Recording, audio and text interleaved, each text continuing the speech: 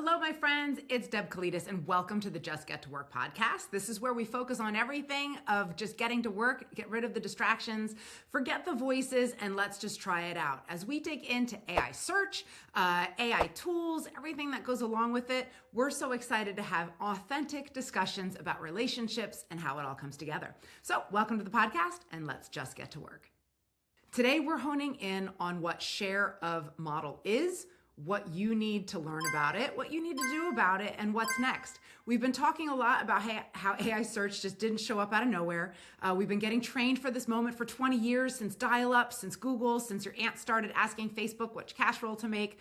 I told you the question isn't how do I rank anymore, but how do I become part of the answer? So today someone's gonna ask the next obvious question, right? Because you always do. You say, hey Deb, that's nice, but how do I actually know if I'm part of the answer or not? That's very, very fair. There's an actual term, which I've just said is the share of model. And if you run a business, small or big, you need to know this word in your vocabulary by the end of our time together. Here's the plainest version I can get down to you. Share of model is basically out of all the time somebody asks ChatGPT or Gemini or Claude or whatever, what is the best blank near me? Or who should I hire for that thing you do? How often does your name actually come up in that answer? That's it. That's the whole concept. It's your slice of the AI's attention in your category. By the way, credit where it's due. It started getting used by folks over at a marketing agency called Jellyfish back in 2024. Jellyfish, that's cool. And then some researchers actually studied it formally in 2025 to figure out how brands show up inside these models. But here's why I care about it and why you should. It's the new version of an old idea. You remember like share of voice? That was the old rule. How loud is your brand compared to competitors, mostly measured by how much you were spending on ads. Then it became share of search. How many people are literally typing your business name into Google? Share of model is the next one. And here's the part that should get your attention. It has nothing to do with your ad budget. It can be the loudest, best funded business in your town, and you still get completely skipped by AI. And I've seen the opposite too. A tiny operation with a really clear, honest content about what they actually do gets mentioned by name constantly while getting outspent 10 to 1. While that's not fair or unfair, it's just how it works now. The AI isn't ranking pages anymore. It's picking who to talk about. And you're either in the conversation or you're invisible. Now, why should you care today? Not someday, because the shift is already happening under your feet. We're talking hundreds of millions of people using ChatGPT, Claude, Grok, Gemini every single week. A third of people say they're starting their search in an AI tool instead of Google now. And there was a study this year, real clickstream data, showing most Google searches in the US are already ending without anyone clicking on a single website. Remember that zero-click terminology? Not yours, not your competitors, nobody's, because we're relying on the summary information. So the old scoreboard, did I rank on page 1? That scoreboard is going quiet. It's becoming less important. There's a new one, and most small business owners don't even know it exists yet. Why you can't ignore this one? All right, so maybe you run a family farm like mine. And the grandmother, I was talking to by the goat said, oh, I found your farm to bring my daughter and grandchild by ChatGPT. So someone goes and asks an AI assistant, what's a good local farm for a pumpkin patch trip near me? If the AI doesn't mention you in the answer, you didn't lose that family's business. You never had a shot at it. There was no sale to miss because you weren't in the room when the decision got made. I think comparably of a real life example. We've got this strip mall on a very, very busy road. And you know what? I never take notice of it because some crazy designer planted these big, huge trees right in front of it. And you literally can't see the businesses that are in the strip mall. The other day, I happened to be sitting at the light and I'm like, oh my gosh, there's a bagel place. There's a barbecue place. There's a Starbucks. I had never even had the opportunity for them to have the opportunity for me to be their customer because I never saw it was there. It's the same with AI search. If trees have been planted, you're not even going to have the opportunity to gain that business. And here's the gut punch. You could be sitting at the top of Google for that exact search and still get left out of the AI answer completely. Those two things don't line up the way people assume they do anymore. Ranking number 1 on Google used to mean something. And well, it still does mean something, just not the same thing it used to, and not the only thing that matters. The other thing I need you to hear, this moves slow, like a reputation, not like a Tuesday flash sale. These AI models get updated every few months, not every day. So if your share of model is weak right now, how many times you're just appearing as part of a search, that's not an emergency that you can fix by Friday. It's a warning light that your next quarter, maybe your next 2 quarters, are already at risk.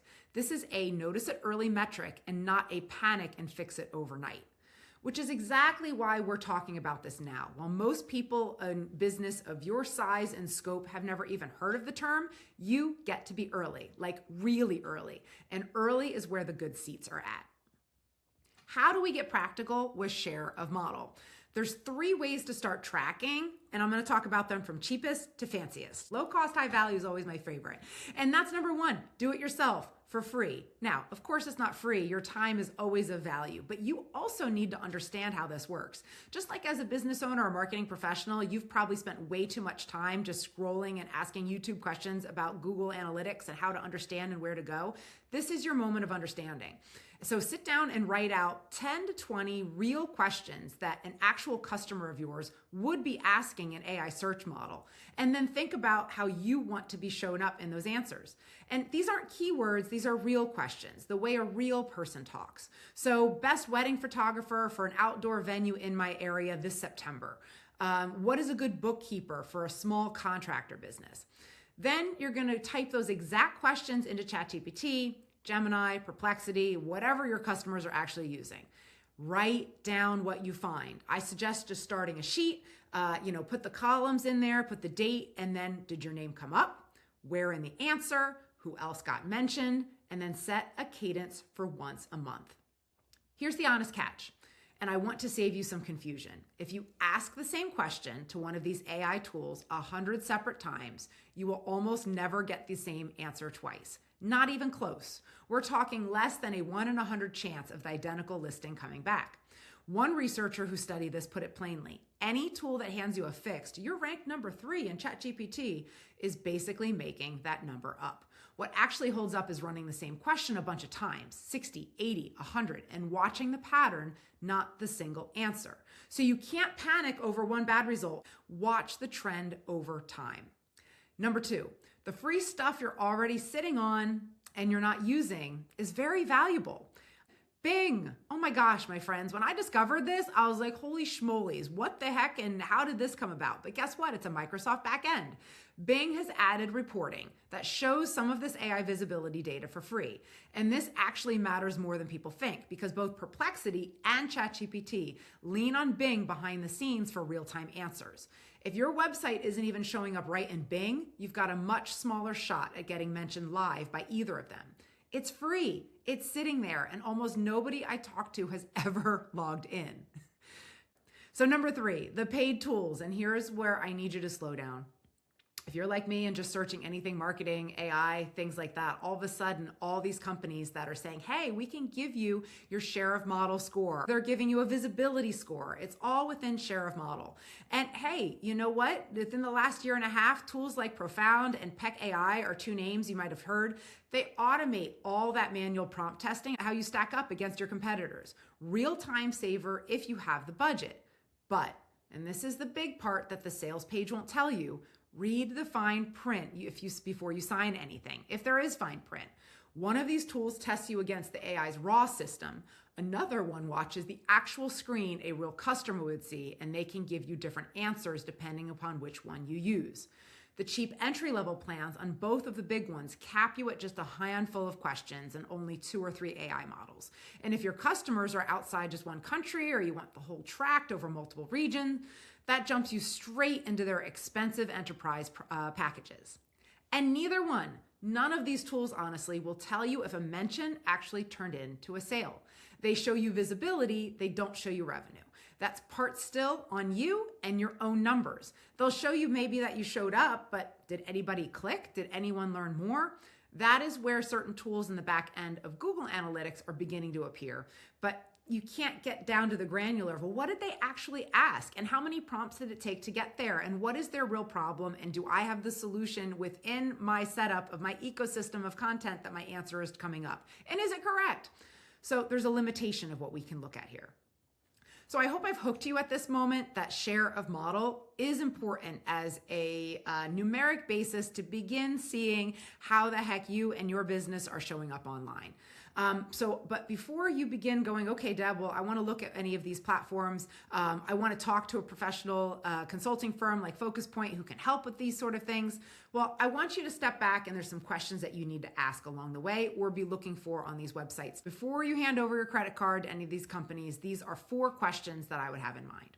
So first, how many times is each question actually run before a number is shown? If they can't answer that clearly, that's a red flag. If they're saying, oh, nope, we just asked the one question once and then we wait for the next month, that's not very helpful. You want to know, okay, how many AI platforms, how many times are they running the question, and how are they doing so? 2, are you pulling from this AI back end of system, or are you watching the real screen a customer sees? Ask them actually to tell you which. I've invested a couple of times into some of these higher end platforms that are doing share of model, and I can definitely see time savers, but I'm losing the ability to direct my clients and customers in a way that really gives them the white glove service of saying, hey, no, Focus Point, we understand what's being asked, what's being given, and what we need to do next. So pulling from the AI back end of system versus, a real person doing a real screen, that's a big difference. Number 3, if you're seeing one of these pricing models of, gold, silver, bronze, or however it works, what are you not getting in that entry plan? Also, which countries, which AI tools, which languages are locked behind the expensive tier? So if your customer base is in the Netherlands, but yet you're searching in Canada, this gets complicated to know where the right place and the right time and the right question can be. How does this connect with what you already track, your website visits, your actual sales, or is this going to sit on its own little island? And that's really up to you as the business owner or marketing professional. Pull in the team. Make sure that those understand of how you're tracking things and looking at things. You need to know whether it's causation or correlation. You will be able to track things if your Google Analytics are going down, but yet your sales are staying steady. Well, what does that mean? That means your information is still out there, but you need to understand what are the questions being asked and how are you appearing as part of that search. If it is a credit card, system, login back end, or an actual agency like Focus Point, if they can't answer these questions straight, or you're really having to search for these answers, walk away for a while, do it yourself. Genuinely, a spreadsheet and 20 real questions run once a month, you will learn more in your first month, and the dashboard you create for yourself, and the math that you will then trust on and understand. Graduate to the paid tools once you know exactly what gap you're paying somebody else to close for you and the time save that will provide. So here's your homework. First, you've got to write down the 10 to 20 real questions that your customers would ask about your business to any AI search or assistant tool. And then you need to type them in yourself. This is going to take some time. Put on some Netflix in the background, get things going, and see who shows up. If it's not you, you now know exactly what you're working for and where you need to go next. This isn't about chasing a perfect number. I hope this hits close to home and you're sitting there thinking, okay, that's great. Now what? If you're still a little bit lost or you're just really excited, those are the both kind of individuals we love to talk to about a Focus Point here for a strategy session. And hopefully you've learned a bit today to go and just get to work. So please smash that subscribe button, add a comment below. Let's get you unstuck. This is Deb Colitas. Just get to work, and I can't wait to see you in the next podcast.